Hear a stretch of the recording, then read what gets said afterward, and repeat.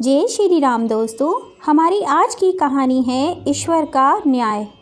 बहुत ही ज्ञानवर्धक कहानी। एक रोज़ रास्ते में एक महात्मा अपने शिष्य के साथ भ्रमण करने के लिए निकले। गुरुजी को ज़्यादा इधर उधर की बातें करना पसंद नहीं था। कम बोलना और शांतिपूर्वक अपना कर्म करना ही गुरु को प्रिय था। परंतु शिष्य बहुत ही चपल था।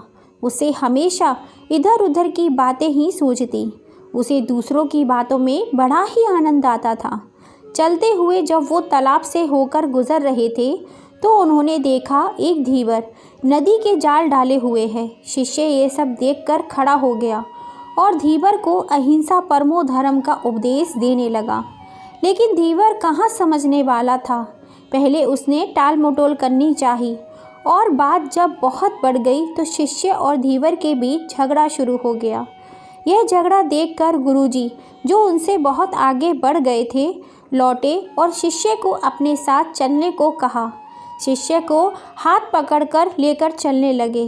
गुरुजी ने अपने शिष्य से कहा, बेटा, हम जैसे साधुओं का काम सिर्फ समझाना है, लेकिन ईश्वर ने हमें दंड देने के लिए धरती पर नहीं भेजा है।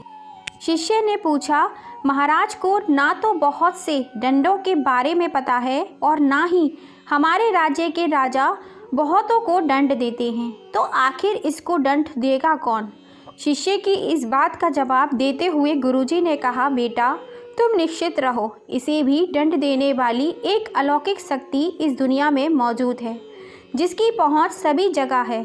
ईश्वर की दृष्टि सब तरफ है और वो सब जगह पहुंच जाती है। इसलिए अभी तुम चलो, इस झगड़े में पड़ना गलत होगा, इसलिए इस झगड़े से दूर रहो। शिष्य गुरु की बात मानकर संतुष्ट हो गया और उनके साथ चल दिया। इस बात को ठीक 2 वर्ष बीत गए थे। एक दिन गुरुजी और शिष्य दोनों उसी तालाब से होकर गुजरे। शिष्य भी अब 2 साल पहले की वह धीवर वाली घटना भूल चुका था। उन्होंने उसी तालाब के पास देखा कि एक चुटियल सांप बहुत कष्ट में था। उसे हजारों चींटियां नोच नोच कर खा रही थीं। शिष्य ने यह दृश्य देखा और उससे रहा नहीं गया। दया से उसका हृदय पिघल गया। वह शरभ को चींटियों से बचाने के लिए जाने ही वाला था कि गुरुजी ने उसके हाथ को पकड़ लिया और उससे जाने से मना करते हुए कहा, बेटा, इसे अपने कर्मों का फल भोगने दो। यदि अभी तुमने इसे रोकना चाहा तो इस बेचारे को फिर से दूसरे जन्म में यह दुख भोगने होंगे, क्योंकि कर्म का फल आवश्यक ही भोगना पड़ता है। शिष्य ने गुरुजी से पूछा, गुरुजी, इसने कौन सा कर्म किया था जो इस दुर्दशा में यह फंसा है? गुरु महाराज बोले, यह वही धीवर है जिसे तुम पिछले वर्ष इसी स्थान पर मछली ना मारने का उपदेश दे रहे थे और वह तुम्हारे साथ लड़ने के लिए आग बबूला हुआ जा रहा था। वे मछलियां ही चींटी हैं जो इसे नोच नोच कर खा रही हैं। यह सुनते ही बड़े आश्चर्य से शिष्य ने कहा, गुरुजी, यह तो बड़ा ही विचित्र न्याय है। गुरुजी ने कहा, बेटा, इसी लोक में स्वर्ग नरक के सारे दृश्य मौजूद हैं। हर क्षण तुम्हें ईश्वर के न्याय के नमूने देखने को मिल सकते हैं। चाहे तुम्हारे कर्म शुभ हो या अशुभ, उसका फल तुम्हें भोगना ही पड़ता है। इसलिए ही वेद में भगवान ने उपदेश देते हुए कहा है, अपने किए कर्मों को हमेशा याद रखो।